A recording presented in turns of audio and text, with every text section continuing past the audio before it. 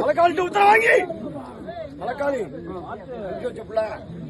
நிக்கிறேன்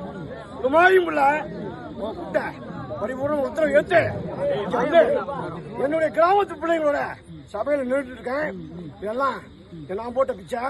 இந்த பிள்ளைங்களுடைய உதவி எல்லாம் செய்யறதுக்கு பரிபூர்ண சந்தோஷம் வந்திருக்கேன். இந்த தாயோட உத்தரவை ஏத்துக்கிட்டு இந்த விழாவை சிறப்புல நடத்தி கொடுத்து இங்க உள்ள மக்கள் எல்லாம் வரவங்க எல்லாம் என்னை தேடி வரவங்க எல்லாம் கொண்டு அணைச்சு எல்லா ஜீவராசிகளையும் கவுந்து பண்ண சொல்லி கடனை கொடுத்திருக்கா. மழை மாதிரி பெய்யும். உலகத்துல சில நடமாட்டங்கள் உலகத்தை ஆட்டி பார்க்க பாக்குது. உலகத்தை அதுல என் பிள்ளைங்க தப்பிக்க வச்சிருவேன். புரியுதா? இந்த மண்ணு என்னது? என்னுடைய அரசாட்சி, என்னுடைய கட்டுப்பாட்டுல உள்ள இந்த நிக்கக்கூடிய மண்ணு. இதுல பரிபூர்ணமா எல்லா கிளை மக்களும் என்னோட பிள்ளைங்க.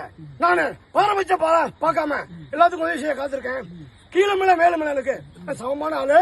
எல்லா பிள்ளையும் கொண்டாடுச்சு எங்களுக்கு வேண்டியெல்லாம் பரிபூர்ணமா செய்ய நான் இந்த மண்ணுக்கு இப்ப என் தாயை கூப்பிட்டுருக்கா. நான் விழா சிறப்பிக்க பரிபூர்ணமா கிளம்பிட்டா.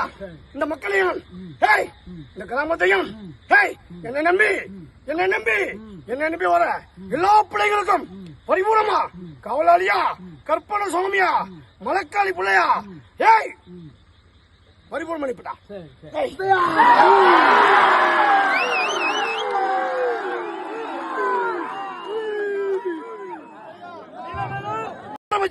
பார்க்காம எல்லாத்துக்கும் உதவி செய்ய காத்திருக்கேன். கீழே மேல மேல மேல இருக்கு சமமான ஆளு. எல்லா பிள்ளையும் கொண்டாடுச்சு எங்களுக்கு வேண்டியெல்லாம் பரிபூர்ணமா செய்ய நான் இந்த மண்ணுக்கு இப்ப என் தாயை கூப்பிட்டுருக்கா. நான் விழா சிறப்பிக்க பரிபூர்ணமா கிளம்பிட்டா. இந்த மக்களையும் இந்த கிராமத்தையும் என்னை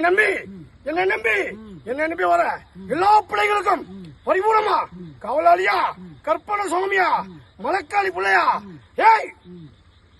பரிபூர்ணம் பண்ணிவிட்டா.